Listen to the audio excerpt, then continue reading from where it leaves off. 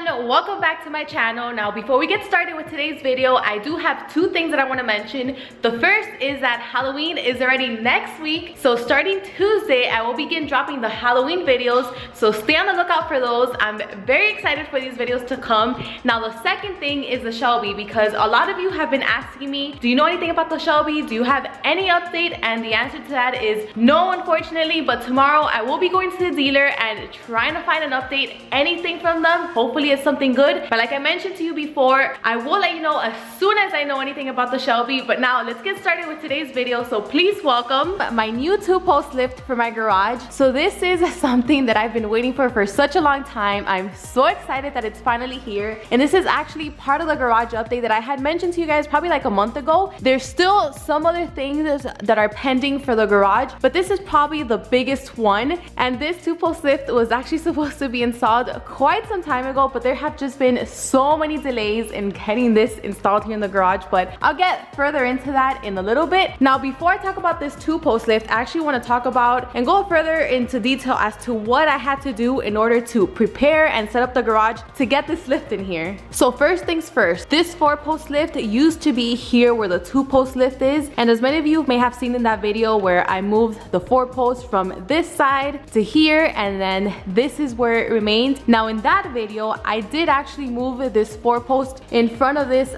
I think it's called a garage door motor or unit, but after measuring and then just testing with the cars and just preparing for the 2-post lift, we actually ended up moving it a little bit back, so in back of this unit, just because originally when it was in front of it, so the lift was more forward and it would have had, well, at least this post would have blocked the left side of the car, especially the left rear. So if working on this side with suspension, having to remove the tires, and that wouldn't have been fun because it would have been in the way. So that's why we made the decision to move this a little bit further back. Now it's been working perfectly. You can fit 3 cars on this side, so you have 1 car here and then you have another car here on this side that would fit perfectly fine, as you have right now the little small invisible Shelby. So it's still here in spirit, guys.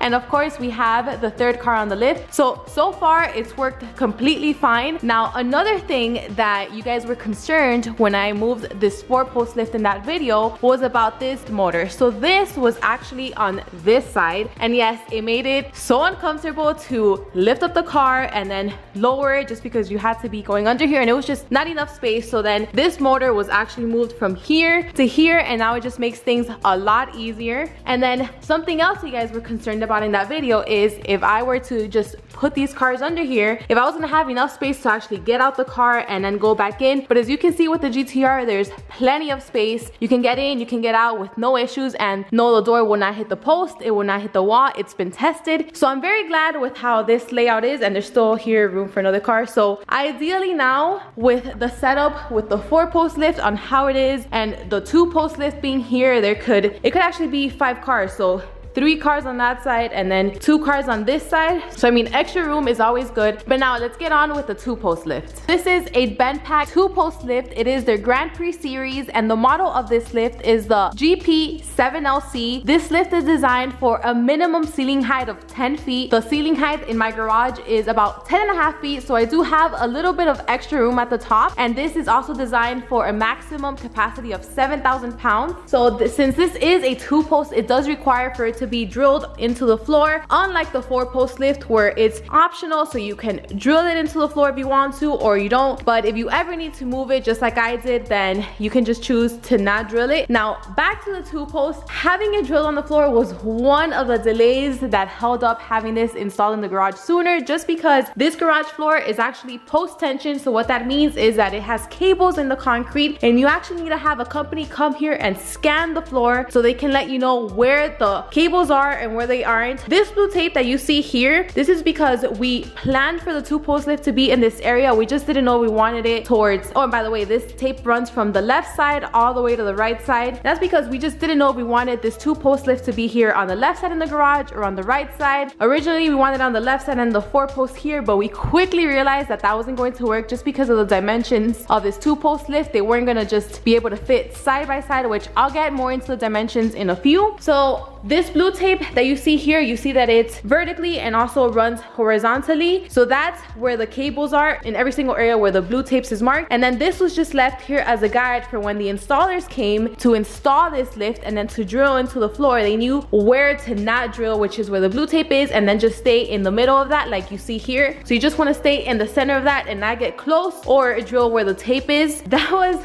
a bit of an issue, but I'm glad that that got sorted out and we were able to finally drill this on the floor. The second delay was getting an installer to install the 2-post lift. I contacted one company and last minute they ended up canceling because reasons. So I contacted another company and they were fine. They came here and installed it. Well, they installed it kind of halfway just because they really couldn't get that top cross beam installed because that required a forklift. So I had to wait a few days for them to come back with the forklift, get that installed. Then finally it was all good. The 2-post lift was all installed, which was great, but then we couldn't get it powered on, which was another issue. So because this lift does have a 220 motor and none of the outlets here in the garage were 220, they were just 110, I had to contact an electrician to do the conversion from 110 to 220. So he actually converted that one right there. So that's a 220 power outlet. So that was a bit of a delay. I had to wait a few days for that, got that sorted out. So we finally have the lift installed and it's good to go. So now let's get to the fun part, which is raising the car on the lift.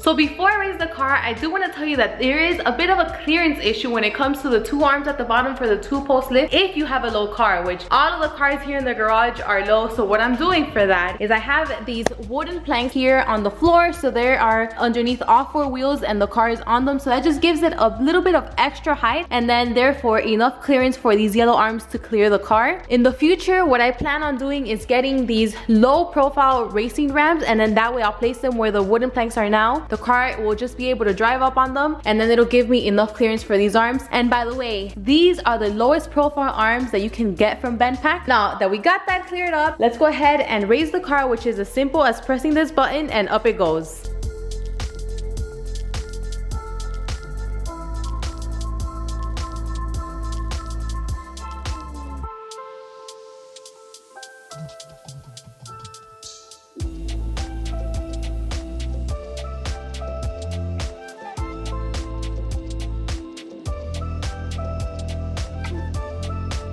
So this is it. This is a car on a 2-post lift. Now this particular car right here, this is the highest that it can go on this 2-post lift, simply because it is a lower profile than all the other cars here in this garage. Now if you have probably like a shorter car, it can go a little bit higher. If you have a higher profile car than this one, then it probably won't be able to go as high. But this one, just of how it sits right now, then this is as high as it can go. The main benefit of having this 2-post lift is right here. So if you see here from the back, there's completely unrestricted access to just the underneath of the car. With the 4-post lift, whenever I would work on it, the ramps would probably go like up to here, so it was just a little bit annoying when working underneath the car. But this just gives me so much freedom and so much room, which is something that I really like and was looking forward to. The only place that I can actually stand up straight is right here underneath the transmission. So here you can see it, I'm actually standing up straight. But if you are taller than 5'5", then you definitely will not be able to stand up straight, at least underneath the car with this particular lift. But I mean, the main reason that I got this is just to work on suspension components for all of the cars here in the garage. And another plus is that if I ever need to work on an engine, if I ever need to drop an engine, then I can do so here on the 2-post. The only thing is that with the limited space that I have here, I would probably have to just back up the car into the lift and then drop the engine here, just so I can have a lot more space here on this side. By on this side, I mean here. I can have a lot of space here on this side to actually work on the engine rather than having it over there towards the wall. So now let's lower the car, and the way to do that is very simple. So there's 2 levers. There's this one and this one here. So this one you just have to hold all the way down. This one release the locks, and then this one just lowers the car. So let's do that, and then after that we can speak about the dimensions of the lift and cost on what it would take to install this.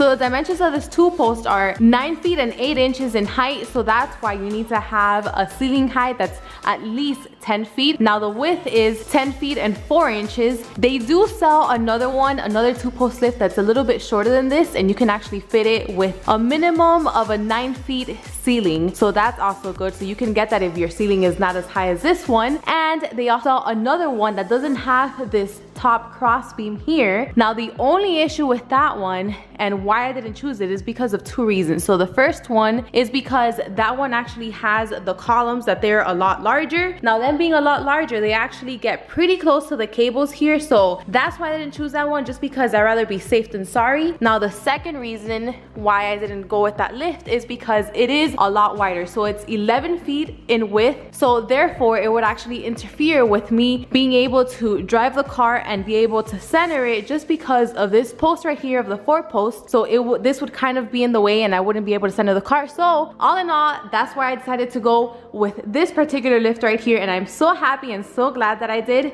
But now in regards to cost, the first thing you need to do if you have a post tension floor is get someone to come out here and scan your floor like I did. So I called a few companies and they all range. They was from $300 to $700. The company that I was able to actually get out here and scan my floor, it cost me $300. Now mind you, that's only for that small space right here. So from the left to the right side and where the tapes are. So that's all that they scanned, and that costs $300. Now the next thing is having a company come out here and install this lift. So to install this lift, that costs $700. Since they needed to get a forklift in order to install that top beam, then I actually had to contact another company to bring the forklift out here in the flatbed, drive it up there, put that top cross beam there, then to take it back, that cost me $150. So all in all, the installation with the forklift, it's cost $850 to get this 2-post lift installed. And then another thing that I needed was an electrician, just because I didn't have a 220 power outlet here in this garage. So if you do,